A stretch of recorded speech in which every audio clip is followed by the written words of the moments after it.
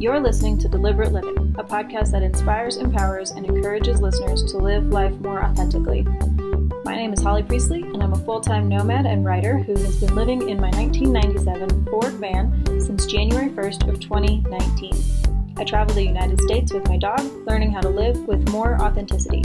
I explore different ways people choose to ditch the prescribed life we've all been sold and live on their terms, finding freedom and happiness however they choose. Hello, and welcome to another episode of the Deliberate Living Podcast. I am your host, Holly Priestley, and this week we have the second part of my interview with Matt Alexander, Captain Good Vibes. Last week we talked a little bit about his progression in the 3 years he's been living in his van, starting off as part of a couple, transitioning into living solo, and the ever-popular first-year checkbox tour, followed by a transition into more slow travel. This week, we are going to tackle subjects surrounding van build theory, etc., and how to stay in touch with the people who aren't on the road with you all the time. So if you didn't catch last week's episode, go back and give it a listen as well, but this one is a self-contained episode in and of itself. It may start off sounding like we're in the middle of a conversation, and that's because we are. But hopefully it all is clear and we wrap it up there at the end. So thanks for tuning in. Let's get started. I think when we're younger, we want to succeed. We want to accomplish. We want to feel that we're validated by the things we've done. As we get older, we start to realize we are already okay who we are. We've established ourselves. And so we're more comfortable with that. But initially, it's like you want to get all this stuff done. And then you start to realize, no, it's not about telling someone what I did. It's not about when someone calls me that I mention I was here and they're really excited about it. Like that's the first year, I think, is what happened, at least for me.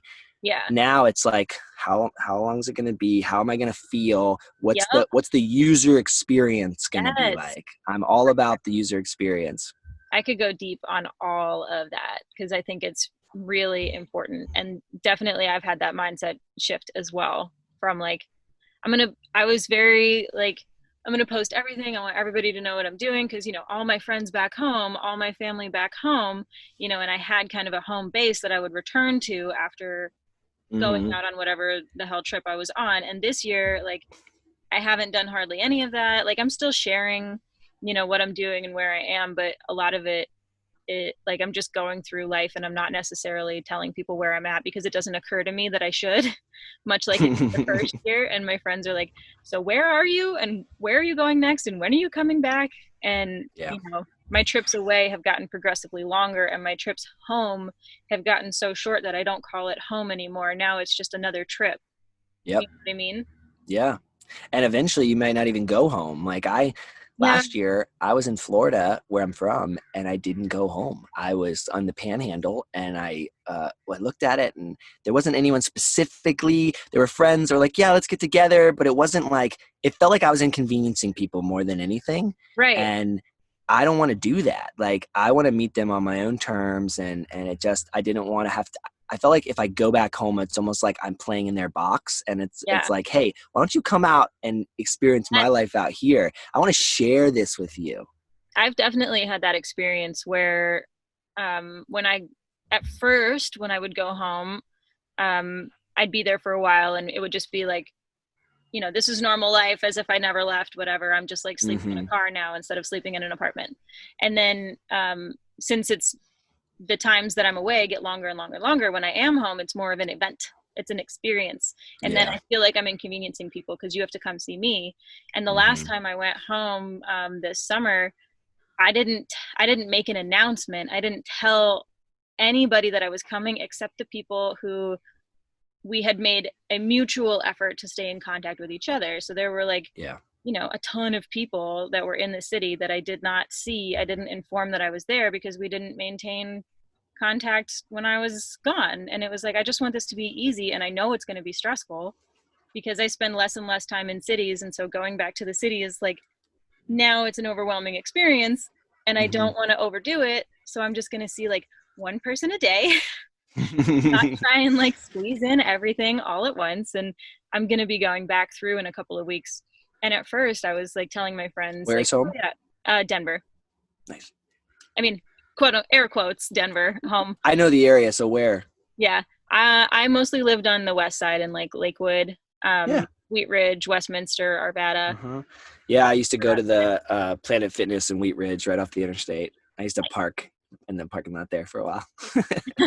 Down by the amusement park. I think that's Yeah, the one. Lakeside. Yeah, Lakeside Amusement Yeah. Park. I hang Yeah, out in they used to Berkeley have Park. a back alley back there. Yeah. I'd hide between the vans. There was like work vans, and I would sneak in between the work vans at night. That's awesome. I hang out in the Berkeley neighborhood right by Lakeside all of the time. That park is one of my favorites because it's got really big trees.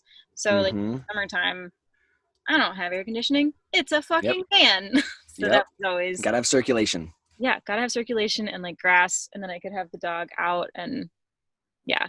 But now that I'm going back in a couple of weeks, and I'm like, originally I was planning like, all right, this is going to be a longer trip. I'm going to stay. I'm going to see everybody. And now that I'm thinking about it, I'm like, how fast can I get in and get out? And but I have had friends like meet me where I am, you know, like in Idaho, in Montana. Like I'm hoping That's the for best. people to come down to Arizona this winter. Like come see Yep. me, and I can show you my life rather than me coming here and making Coming back to the monotonous hamster cages that we're all living in back home. so stressful. And I don't know, maybe it just has to do with like COVID and stuff, but like it's so much more stressful when I go back. Like Yeah. when I went back this summer, it was just like when I was only there for 2 weeks, but it felt like it was 2 weeks too long. You know what I mean? It's like I don't want to be here. I need to leave, but I had to stay because I had an orthodontist appointment, and you can't do that anywhere else. Yeah. No, I totally agree. That's why I'm getting more to the point where we're at now. I don't even go home anymore. And Yeah.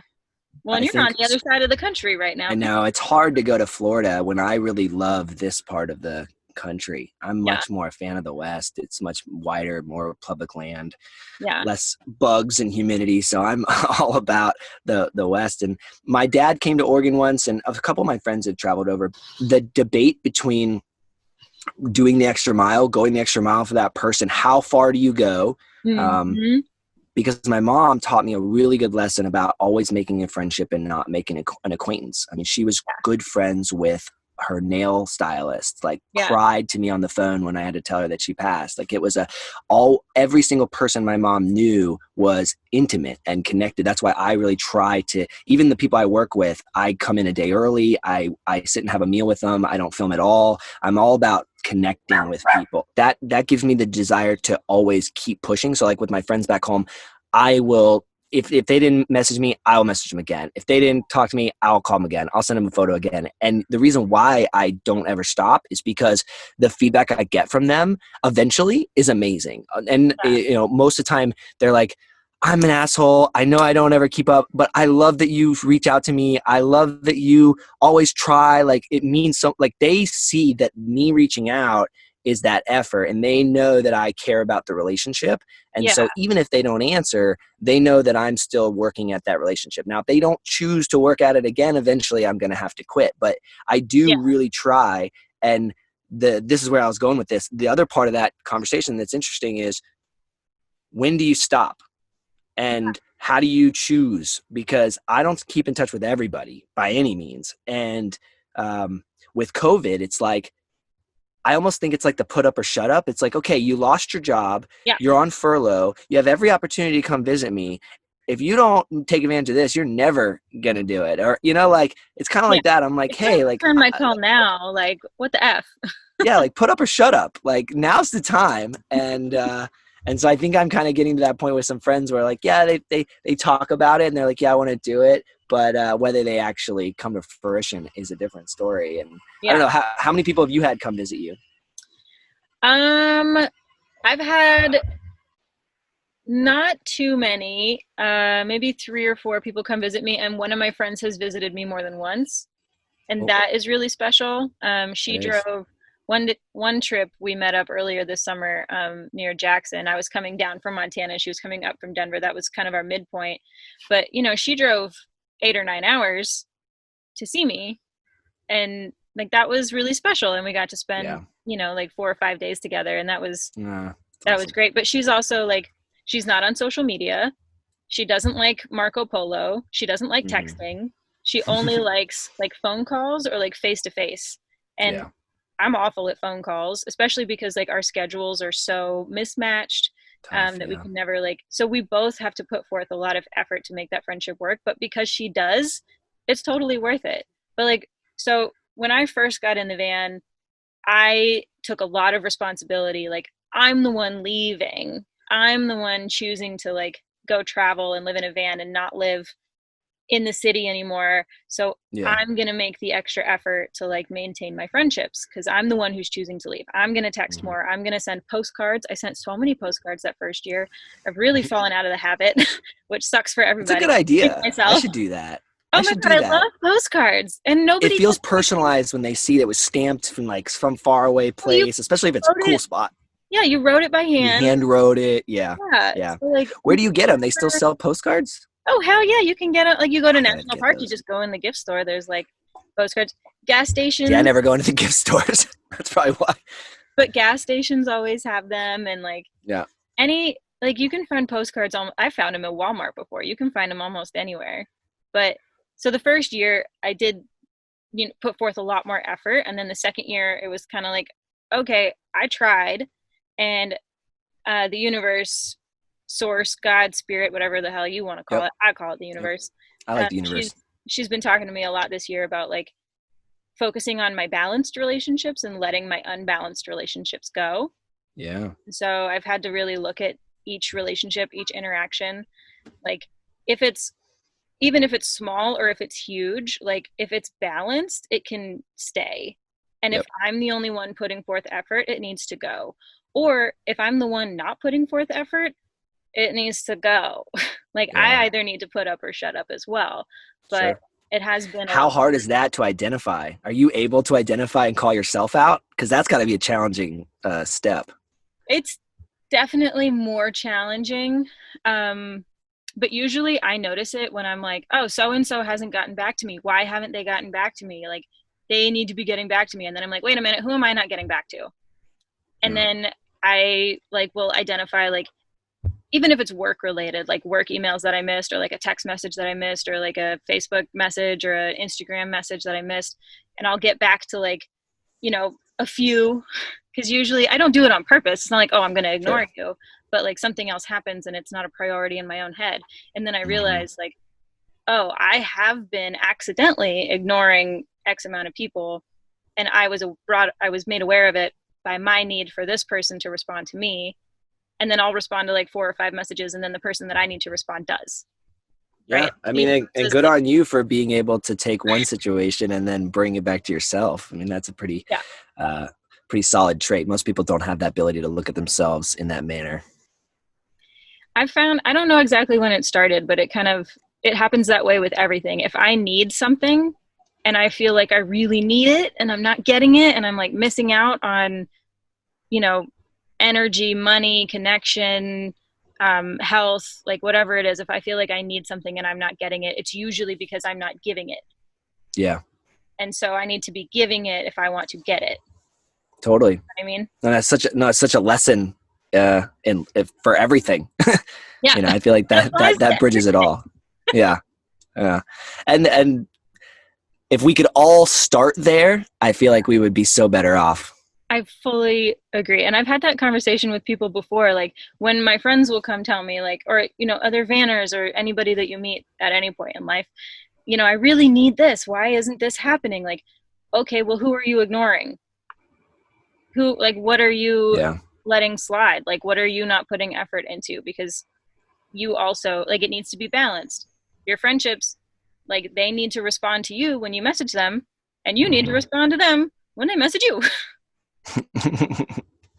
Yeah, putting that effort is huge. And I haven't gotten to the stage where I've cut off a ton. I've talked less to, or haven't made that extra effort, but I haven't actually gotten to the point where like, okay, am I continuing for how many years? Because some of my friends, you know, they just get caught up with things and they're like, hey, I appreciate that you're still trying, and I don't want to cut them off because I think they really appreciate that.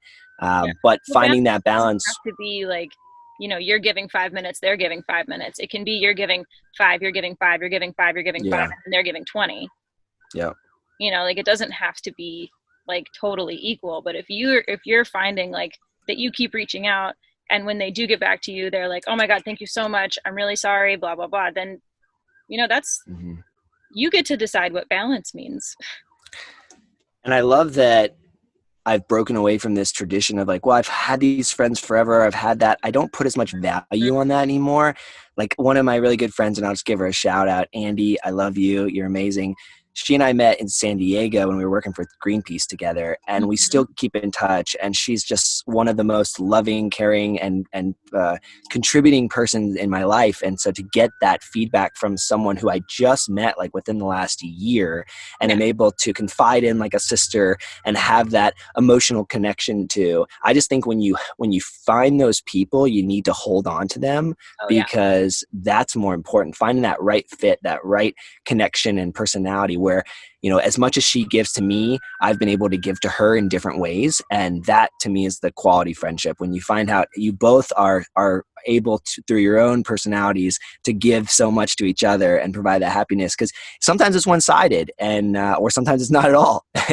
And when you can find that double fit, it's so beneficial. And so I had to mention that, because it's something. I just talked to her yesterday actually, and she brings a smile on my face when I'm really sad, when I'm depressed about stuff or whatnot. She helps bring me up. It's almost, I have great family. I love my family, but to be honest, I have a road family and a community of people that I consider just as strong as my family, and I probably go deeper with than I do with my actual family. So that just goes to show you. I think that like we were talking earlier about how social media and the internet, like all the algorithms and stuff, cater so that you see things that you want to see, and you see like-minded people, and you kind of forget that there's like other people in the world. But I don't necessarily think that finding like-minded people is inherently a bad thing. And I think that being on the road definitely lets you do that, because if you meet other vanners, it's like, well, we have something major in common. We have something in common. And so, like going back home to Florida, to Denver, like if you're hanging out with people who are so different from you, their lifestyles are so different, their goals are so different, the way their thought process works, I think that that's good, that you can like meet other people who do give you that sense of like community and security, and the ability to like go deep and be vulnerable, because that's not always easy to do. It's and it's not really important. It's not, but I feel like the van community has done a better job of making space for that than any community I've been a part of. Yeah. And I could just talk to last year's experience, going to a bunch of gatherings all over the country last year, and connecting with people and being able to have such strong experiences, and, building that understanding of, hey, we're all here to be vulnerable. Let's let our walls down. I'll give Jared a shout out of Van Life Diaries. Love the guy. He, over anyone I've ever met, has the ability to give a speech from such a humble state that he makes everyone feel comfortable and everyone feel like they can be vulnerable. And that is one of the most powerful things. And I give a lot of credit to him. And it's the reason why I teamed up with Van Life Diaries to do other things, because I just was like, these guys are what it's about. These guys have the right values. They have the right desire, and making people feel included, not wanting it to be a presentation where everyone's just watching, and instead we're all a part of this, and realizing that. I tell people all the time when I talk about van life to non-van lifers, I'm like, the most vulnerable community. That's what I always tell people. And people that understand that, they're really like, wow, like that's awesome, because you don't find that. And we're always putting our best foot forward, and like that ability to say, hey, I'm going to be open and honest, and I'm going to learn through that experience how to be comfortable in my own skin. And I saw that last summer. I'm a pretty confident guy, so I tend to not get scared or nervous, but I talk to a lot of people, and to see like my buddy Neil and his progression of not being able to speak in public to, doing full poems, and now he wrote a whole book, and like seeing Sam come out of her shell, where she was so nervous to talk in public, and she did an amazing job at one of the van life gatherings, and now last year she was emceeing with me all over the country. Like that kind of growth is something that we're doing much better and much faster as a community because we're able to allow ourselves to be vulnerable. We're allowed to fail. We're allowed to grow from that failure. We're allowed to be better because we're opening up and we're being honest with those around us, and those around us are giving good feedback and support. And that is something I haven't experienced in any friend group I've had anywhere else. Yeah. I think that I want to know if you have any advice for anybody who's in a stationary community and isn't part of the van community and maybe isn't planning on being part of the van community. How do you think they might be able to cultivate that in their own circles, in their own families? Because, I mean, I fully agree with you. The van community is fantastic. And the gatherings, I've actually only been to RTR 2 years in a row now, but I haven't been to any of the other gatherings. Adventure Island, what's up? Adventure Island. Adventure Island 3.0. See you guys in January. Maybe down in Baja, who knows? Yes. But like, so I've seen it, and I know that like the van community is a great place to be, and the people in the van community are 90% amazing. Like, we're still humans, and not all humans are great. But for somebody who wants to have that kind of growth and that kind of like strong, comfortable, safe community where you can be vulnerable and you can express yourself, like, are there any elements of the van community that they might be able to bring into a stationary sticks and bricks lifestyle? Yeah, no, it's a really good question. And I think the one recommendation I would make, now this is going to be challenging for people, but if you want to have that within your circle, you have to start by leading. And so you need to be vulnerable. You need to be making those honest, open expressions so that other people are like, okay, she's making space for this. He's making space for this. I feel more comfortable now because that's being happening. And so I would say start with your closest friends. Mm-hmm. and one-on-ones are easier obviously than groups, and being open with that one-on-one friend and maybe opening that up to one or two friends that are within a group. I think that's the starting point. Sorry, there's a lawnmower guy coming by right now. But those are the those are the starting points that I think you could go after, because I've always believed that you lead by example. You don't want to tell people what you're going to do, just do it. And people will follow suit if they want to be a part of that. Now, not everybody in your friend groups or family groups is going to want to jump on board with this idea. If anything, they're going to be pretty negative about it. So I think you're going to have to play some back and forth to see what kind of reactions you get from your friends. But that may also go towards your tally of who you need to be dropping off your list anyway. Yeah, absolutely. If you have people in your life who you're considering friends, but then you can't actually be honest and open and vulnerable with them, then what kind of friend is that? And do you really want to keep putting your energy towards that? Because whatever you put your energy towards, the universe is going to give you more of. So you need to be really like intentional and deliberate with how you're spending your time. And how many friends did I have? I'll just use myself as an example. Back in the day that I didn't have that closer. Like we did stuff together. They were friends of friends. They'd show up at events and stuff, but we never really got deeper. And I wasn't as good at feeling comfortable doing that. I was a little bit more, not in my own shoes, comfortable in that regard. But now, even going back, actually, it's probably going to be one of those things where I'm going to try to engage with people and try to kind of see who's willing and wanting to do the same in return, and then put more energy into those people because they're going to matter in the long term. Yeah, that sounds great.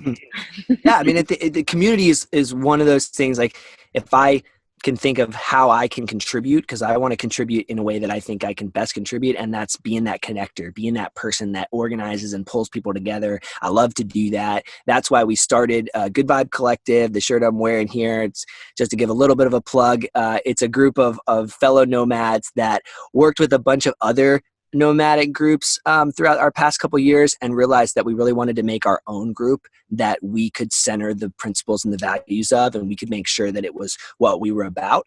And that's where Good Vibe Collective came about. So for any of you that are interested in looking into it, it is not about capitalism, consumerism, all that. We are exiting stage left. It's a free membership. You do have to agree to the principles and the values that we've put together. So if you do, if that interests you at all, I'd love to have you guys go check out the goodvibecollective.com, because it does give you a nice little deal about what we're about. And hopefully in the future, when we start to organize again, we can start hosting events again and creating community like I like to do. Love it. And I'll link to that in the show notes as well. I think that's awesome. Matt and I get asked all the time about which van build design is the best, or which elements to include and which ones to leave out. And the short answer is that your van build will be very catered to your own personal needs and lifestyle. But now we get to talk a little bit about van build theory and what makes each of our designs special to us, and how you can make the best van design decisions for yourself. I feel like I've grown into my van over the years. Yeah. And I think that's something people may not mention, or may do. I don't know. But I've like grown into it. It's a part of me now. Like the way it's set up and the way that I flow through it, how I do my morning coffee. I love like feeling like it complements me now. Because I'm able to live in it, and I'm all about user experience, as we talked about earlier. Yep. So that just dialing in, I like to overanalyze on things. So it's like I'll dial in on the user experience and really set up so that it's nice and simple and everything's set. And but once you get it right, kind of like mise en place, kind of like you see the million things in my van. Well, everything is where it's supposed to be. Everything is exactly in the right spot, and that helps this relax and calm down. And I've realized that. So, I just learned how to make it work to keep me at a nice, happy place. Awesome. I think that's another huge benefit, is that if you're living in a van, you can have it so customized to what you need mentally and physically. And you can kind of do that in houses, but it's just different. It's a different extent. And yeah, I think that's. I call it our canvas. Each van is our personality on canvas. You get to see why you made those decisions, and that's why I love doing van tours with people, because it's like, well, why'd you do this, or why'd you do that, or you did it that way? Well, why? Because then it's like, oh, I'm going to learn from your analysis, and you did. Oh, cool. You just never know, and there's so many creative people in our community that I love learning from them and seeing different ways that people do things. It's a neat part of it, and we all share that commonality, like you said, with the van, so we're able to kind of start there. And then if you've built your own van, well, then I'm pretty sure you're a pretty level-headed person, because you wouldn't get through the whole process if you weren't. Not even a little bit. Yeah, you have to be a certain kind of person to decide and then follow through with building out a van. I mean, exactly. I have friends who are starting the van life or considering it, and they ask me a lot of opinion questions, like, what do you think I should do here, or what's the best thing to do there, or like, what should I buy for this? And it's really hard for me to answer them for a number of reasons, but the biggest one is that, like, well, I chose this because I need this for my lifestyle. This is the best. So I always I preface it with this is my experience. These were my needs. Your needs will differ. And then I tell them what they need to hear from me. And then I follow it up with, your mileage may vary because your needs will vary. And that's fine. So I think especially if I were going to give an additional piece of advice to somebody who's van curious, would be do the research, right? Use the University of YouTube, use the resources, follow the things that I've done, or the things that Matt's done, or the things that anybody else on the show has done. But then also don't overthink it. Don't overanalyze. There's no such thing as the perfect van for everyone. There's no such thing as the perfect layout. And it's all malleable. It's only 60 square feet. You can change it if something doesn't work. But don't do the research, but don't overthink. And I have one to add to that. For all of the people that are in the build out / design phase, you don't have to have the van complete before you take off. And I would actually recommend that you're not complete. Yes, I would too. Because you have to live in it in order to figure out what you really want. And so even if you're just doing little camping trips, we used to just set up what I call the camping setup, where you've got the 5-gallon water jug with the pump, and you got the inflatable air mattress and the camping table and chair, and you kind of set it up. I did that for a long time and took it everywhere and just lived in it, stayed overnight, had my coffee, had my meals, and I was like, okay, it'd be really nice if I could do that over here by the door, because then I would have a nice view of wherever I'm at. So maybe I should set up this here. You don't know any of that until you're living in it, till you're having that user experience, till you're understanding it. So trying to think, I'm going to have the perfect this, and I'm going to pick out the perfect design. You're never going to know well, first off, there is no perfect, so forget that. And you're never going to get this ideal version or whatever you think perfect is by picking someone else's layout and buying someone else's choice. You've got to live in it yourself and, get those notes and feedback that you take from camping in it and living in it, and then go back and build your van. Yes. Fully agree. Have definitely given that advice a number of times. Like, if you can, just take it out overnight camping, throw an air mattress in the back. You have to figure out how it works for you. And the more modular you can leave it until you decide, the better. Yeah. Which is hard sometimes, especially with like insulation and wiring. It's like once you do it, you're kind of stuck. Yeah.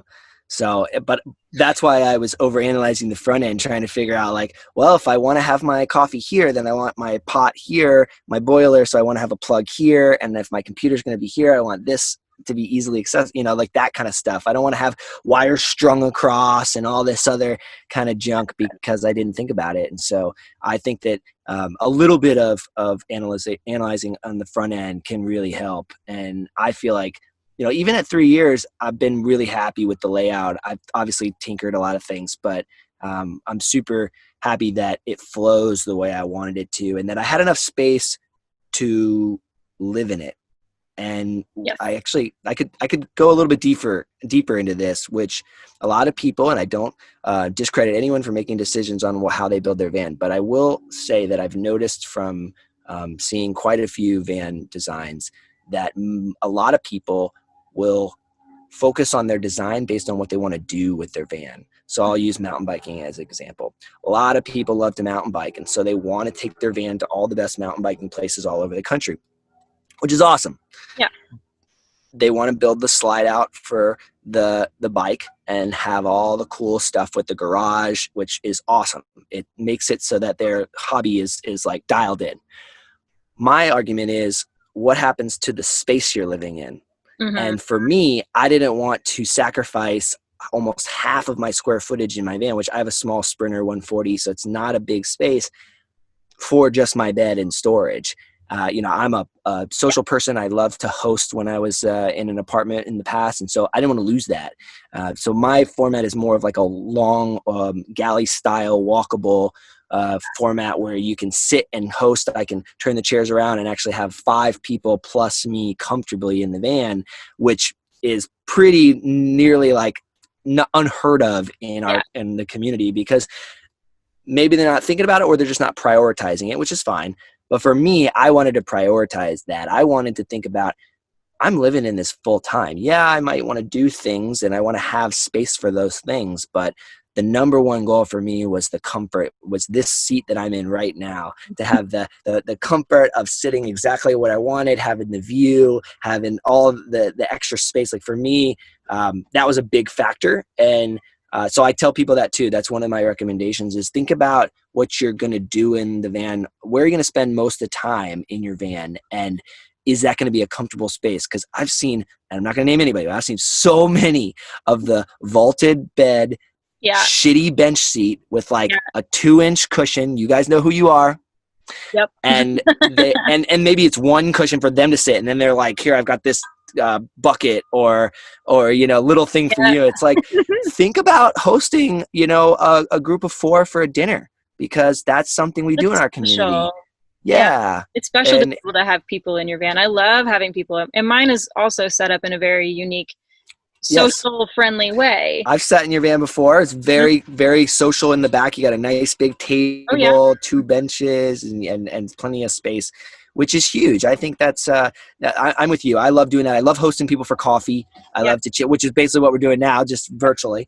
But that was one of the things I really didn't want to lose when I got into the van. And I guess the whole story will go to the point that your van can be what you want, and it can give you all the nice things you want. I froth my milk and make lattes, and I have enough room to host people and have coffee. Like, that is what mattered for me. But you can do whatever you want to do, and it's so different. And that's the cool thing, is that you're taking life by the horns and really building something for you to live your life passionately. And so when people do that and I see them do that and I see how they make it work for them, I'm like, fuck yeah, good for you for going after what your dreams are about and living life the way you should be.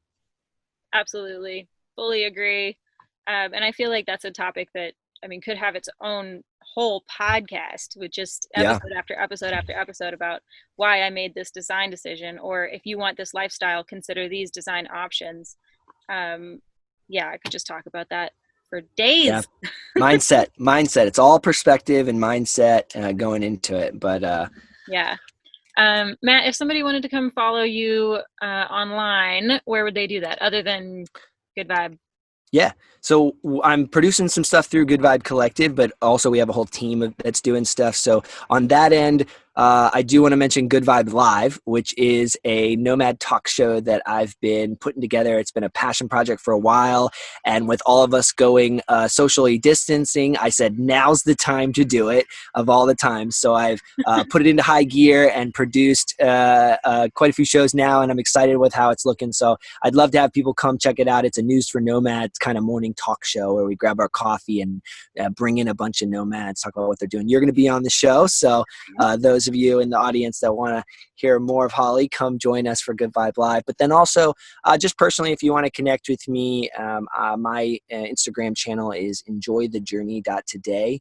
That is my personal motto in life. It's what I believe in. It's what I'm about. It started out as enjoy that journey, enjoy the journey, just be about the journey.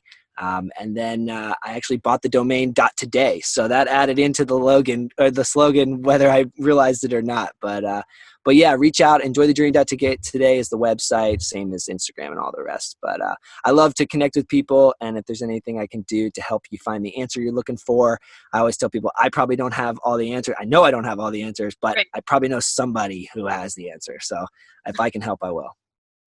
Awesome. And obviously, Matt and I have a lot of opinions on how to live a deliberately alternative lifestyle, live on the road, etc. And we didn't get to all the topics today that we wanted to get to, but we will be diving deep on future episodes as well, specifically about like love and being on the road and all of that. So please stay tuned. And, if you got value out of this episode, if you could give it a thumbs up or a 5 stars or however it looks on the platform that you're digesting this on, that would be great. Share it with somebody who you think needs to hear the information. And if you want to support the costs that go into producing the podcast, I do have a Venmo and a PayPal set up as well. Yeah, take care of Holly. She does a lot of work. This doesn't just happen. It's not just easy and free. It takes time and effort. So thank you for having me on.